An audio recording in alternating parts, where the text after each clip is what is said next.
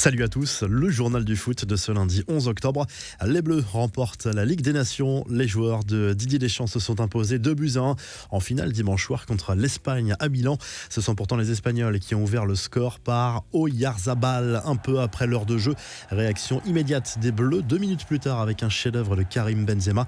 Une frappe enroulée sublime en pleine lucarne. Kylian Mbappé a inscrit le but de la victoire tricolore à 10 minutes de la fin. Son but a créé une petite polémique. On le verra en revue de presse à la fin de ce journal du foot. La presse espagnole crie au scandale. L'attaquant parisien était effectivement hors jeu de peu au départ de l'action, mais c'est le geste d'Eric Garcia qui semble avoir convaincu les arbitres vidéo. Voici le règlement. Un joueur en position de hors-jeu qui reçoit un ballon joué délibérément par un adversaire n'est pas considéré comme tirant un quelconque avantage de sa position, sauf en cas de sauvetage délibéré par un adversaire. En revoyant l'action, il ne semblerait pas illogique de penser que Garcia est dans ce cas de figure. L'arbitre a donc considéré que Garcia faisait action de jeu, jouait délibérément le ballon et n'était donc pas en situation d'un sauvetage comme le dit le règlement.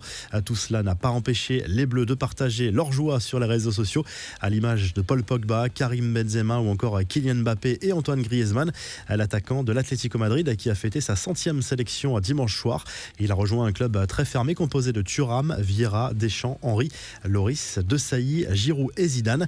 L'Italie a terminé cette Ligue des Nations à la 3e place. La Squadra Azzurra, battue par l'Espagne mercredi dernier en demi-finale, a battu la Belgique 2-1. On file en Amérique du Sud, les éliminatoires de la Coupe du Monde 2022. Cette fois, le Brésil a concédé le match nul en Colombie 0-0. Ce sont les 2 premiers points perdus par la Seleção dans ces éliminatoires après 9 victoires. Une rencontre où Neymar a peiné et récolté les moins bonnes notes dans la presse brésilienne. Le joueur du PSG qui a fait trembler ses fans à l'occasion d'une interview diffusée par Dazen dans laquelle il laisse entendre que sa carrière ne se terminera pas aussi tard que d'autres joueurs comme CR7 ou Ibrahimovic. La Coupe du Monde 2022 au Qatar sera visiblement la dernière de sa carrière. Je la vois comme ma dernière chance parce que je ne sais pas si j'ai la force mentale pour rester dans le football.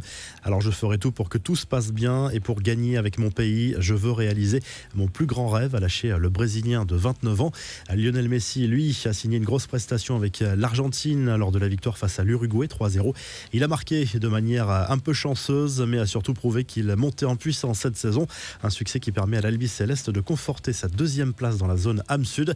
Les infos en bref, on joue en Europe également ce lundi soir dans le cadre des éliminatoires de la Coupe du Monde 2022. À l'affiche notamment Norvège-Monténégro, Pays-Bas-Gibraltar, Slovénie-Russie, Croatie-Slovaquie ou encore Macédoine du Nord-Allemagne. Un petit mot du mercato avec Newcastle qui devrait sortir le chéquier cet hiver après le rachat par un fonds d'investissement saoudien la semaine dernière. Plusieurs noms sont déjà cités. Navas, Icardi, Cavani, Coutinho, Koulibaly ou encore Gareth Bale. Les nouveaux propriétaires sont prêts à mettre plus de 200 millions d'euros sur la table dès le mois de janvier. Les confidences de Marco Verratti devraient ravir les fans du PSG. Dans un entretien accordé à France Info, l'Italien a confié son immense bonheur d'être au Paris Saint-Germain. Il laisse entendre qu'il souhaite y terminer sa carrière. Je suis tombé amoureux de ce club et c'est pour ça que j'essaie de donner le maximum. Il me reste un peu de temps. Ce que je sais, c'est que je resterai toujours ici, a confié Verratti. Enfin, le supporter agressé après le match de Ligue des Nations France-Belgique a finalement récupéré le maillot que lui avait donné Jules Koundé.